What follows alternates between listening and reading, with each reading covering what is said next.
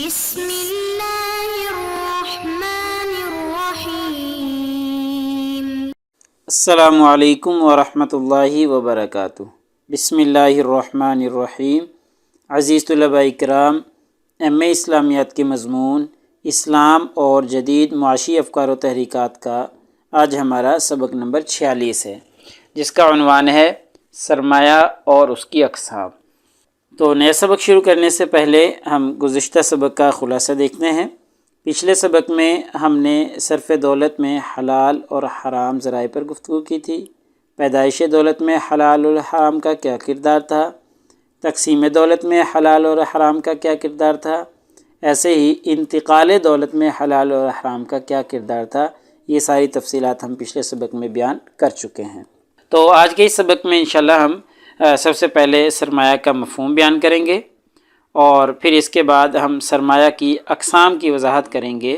تو درج ذیل اقسام میں سرمایہ کی، جن میں مادی سرمایہ، انسانی سرمایہ، متحرک اور ساکن سرمایہ، امدادی سرمایہ، اجرتی سرمایہ، محفوظ سرمایہ اور غیر محفوظ سرمایہ، تو یہ سرمایہ کی اقسام ہیں۔ تو انشاءاللہ ہم ان کی وضاحت کریں گے۔ تو چلیے ہم سب سے پہلے سرمایہ کی تعریف پڑھتے ہیں کہ سرمایہ کسے کہا جاتا ہے۔ تو یہ جو لفظ ہے نا سرمایہ، انگریزی میں اس کو کیپٹل کے نام سے یاد کیا جاتا ہے، CAPITAL، کیپٹل یعنی سرمایہ۔ اور عربی زبان میں اگر ہم دیکھیں تو سرمایہ کا جو لفظ ہے یا سرمایہ کا جو عربی میں معنی ہے وہ ہے رأس المال۔ رأس المال کو سرمایہ کہتے ہیں عربی میں، اور انگریزی میں اس کو کیپٹل کہتے ہیں، اور ایسے ہی اردو میں جو ہے اس کے لیے یہی لفظ استعمال ہوتا ہے سرمایہ۔ اور اردو میں جب ہم یہ لفظ بولتے ہیں سرمایہ، تو عمومی طور پر، یعنی یہ کوئی تعریف نہیں کرنے لگا، عمومی طور پہ معاشرے کی بات کر رہا ہوں کہ عام طور پر معاشرے میں سرمایہ کے لفظ سے وہ چیزیں مراد لی جاتی ہیں جو کسی انسان کی ذاتی ملکیت میں ہوتی ہیں، جیسے زمین ہے، پلاٹ ہے، اور کسی ادارے کی ملکیت ہو، کسی گاڑی کی ملکیت ہو، ٹھیک ہے۔ تو اس طرح کی جو چیزیں ہیں ذاتی ملکیت میں، ان کو عمومی طور پر عام معاشرے میں جب سرمایہ کا لفظ بولا جاتا ہے تو ان چیزوں پر بولا جاتا ہے۔ تو اب ہم سرمایہ کی جو پراپر تعریف ہے، مستقل اس کی تعریف ہے، وہ دیکھتے ہیں۔ تو معاشیات کے جو ماہرین ہیں، جو معاشیات کے علماء ہیں، ان کے نزدیک سرمایہ اس دولت کو کہا جاتا ہے جس کو مزید نفع حاصل کرنے کے لیے استعمال کیا جائے۔ مثلاً میرے پاس 1000 روپے ہیں، میں نے ان سے کچھ چیزیں خریدی اور ان کو بازار میں فروخت کر دیا۔ اب چیزیں میں نے 1000 روپے کی خریدی اور 1500 کی بازار میں نے وہ فروخت کر دی، تو اب 1000 روپے جو میرے خرچ ہوئے ہیں یہ سرمایہ ہے، یعنی ایسی چیز، ایسا مال، ایسی دولت جس سے مزید نفع کمایا جائے اس کو سرمایہ کہا جاتا ہے۔ یہ ماہرین کے نزدیک اس کی تعریف ہے۔ تو سرمایہ اور دولت میں فرق کیا ہے؟ تو چونکہ بعض چیزیں اس کا متضاد بیان کرنے سے جلدی سمجھ میں آ جاتی ہیں، تو اس لیے میں دولت کو اس کا متضاد کے طور پر پیش کر رہا ہوں تاکہ سرمایہ کی صحیح طریقے سے ہمیں تعریف سمجھ میں آ جائے۔ تو سرمایہ تو ابھی ہم نے دیکھ لیا نا، جس چیز کو نفع لینے کے لیے استعمال کیا جائے اس کو سرمایہ کہتے ہیں۔ اور دولت کہتے ہیں وہ روپیہ، وہ دولت، وہ پیسہ جو آپ کے پاس موجود ہے اور وہ مزید پیسہ نہیں کما رہا، بس آپ کے پاس رکھا ہوا۔ مثلاً مثال سے سمجھ لیں کہ جیسا بھی میں نے مثال دی کہ میرے پاس 1000 روپیہ ہے، اور اگر 1000 روپے کو میں نے اپنے گھر میں رکھا ہوا ہے محفوظ کر کے، تو اس کو دولت کہا جائے گا۔ کیوں؟ کیونکہ اس سے مزید انکم نہیں جنریٹ نہیں کی جا رہی، مزید اس سے پیسہ نہیں کمایا جا رہا۔ اور اگر اسی 1000 روپے کو میں کسی کاروبار میں، کسی تجارت میں لگاتا ہوں جہاں سے مجھے نفع آئے گا، تو پھر اس کو دولت نہیں کہیں گے بلکہ اس کو پھر سرمایہ کہیں گے، کیپٹل کہیں گے، ٹھیک ہے۔ تو اب آپ کو سمجھ آ گئی ہوگی کہ وہ سرمایہ، وہ روپیہ پیسہ جس سے نفع کمایا جائے وہ سرمایہ ہوتا ہے، اور جس کو محفوظ کر کے رکھ لیا جائے، اس سے مزید نفع نہ کمایا جائے، اس کو دولت کہا جاتا ہے۔ یہ ہے سرمایہ کا لفظ۔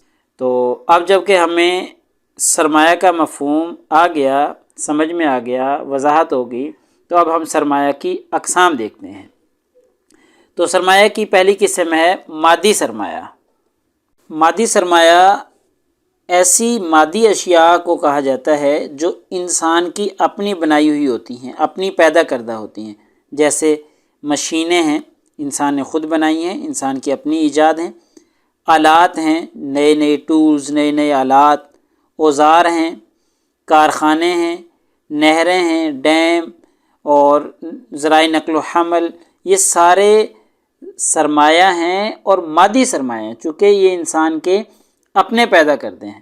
تو انسان کے اپنے پیدا کردہ جو ذرائع ہیں ان کو مادی سرمایہ کہا جاتا ہے، کیونکہ انسان ان کو سرمایہ کاری کے لیے استعمال کرتا ہے اور پھر ان سے مزید سرمایہ، مزید دولت کماتا ہے، پیدائشی دولت ہوتا ہے، تو اس کو مادی سرمایہ کہا جاتا ہے۔ دوسری قسم ہے انسانی سرمایہ۔ انسانی سرمایہ سے واضح طور پر ہمیں سمجھ آ رہی ہے کہ انسانی سرمایہ کہتے ہیں لیبر کو، جو انسان کام کرتے ہیں، جو انسان اپنی سروسز پرووائڈ کر کے، اپنی خدمات دے کر مزید پیسہ اور دولت اور پیدائشی دولت کرتے ہیں، اس کو انسانی سرمایہ کہتے ہیں۔ تو انسانی سرمایہ کے بارے میں یہ اصول ہے کہ جو غریب ممالک ہوتے ہیں ان میں مادی سرمایہ تو کم ہوتے ہیں، مادی سرمایہ بھی ہم نے جیسے مشینری وغیرہ ہوتی ہے، مادی سرمایہ کی تو کمی ہوتی ہے، لیکن وہاں پر انسانی سرمایہ کی تعداد زیادہ ہوتی ہے، مقدار زیادہ ہوتی ہے۔ اور ایسے ہی یہ جو وافر مقدار میں انسانی سرمایہ غریب ملک میں موجود ہوتا ہے، اس کا انحصار بھی ان لوگوں کے علوم و فنون پر ہوتا ہے کہ ان لوگوں کو کتنا فن آتا ہے، کتنے فنون آتے ہیں، کتنے وہ اس میں ماہر ہیں، یہ اس کے اوپر بھی ڈیپینڈ کرتا ہے۔ بہرحال ایک ویسے اصول ہے کہ جی غریب ممالک میں انسانی سرمایہ زیادہ ہوتا ہے، مادی سرمایہ کم ہوتا ہے۔ تو یہ دوسری قسم ہے۔ تیسری قسم ہے سرمایہ کی متحرک اور ساکن سرمایہ۔ تو کوئی بھی کاروبار ہے اس میں دو قسم کے سرمایہ لگائے جاتے ہیں۔ پہلی قسم کا سرمایہ ہوتا ہے ساکن سرمایہ۔ ساکن سرمایہ کہتے ہیں کہ ایسا سرمایہ جس کو ضرورت پڑنے پر دولت میں، زر میں تبدیل نہ کیا جا سکے، اس کو ساکن سرمایہ کہتے ہیں۔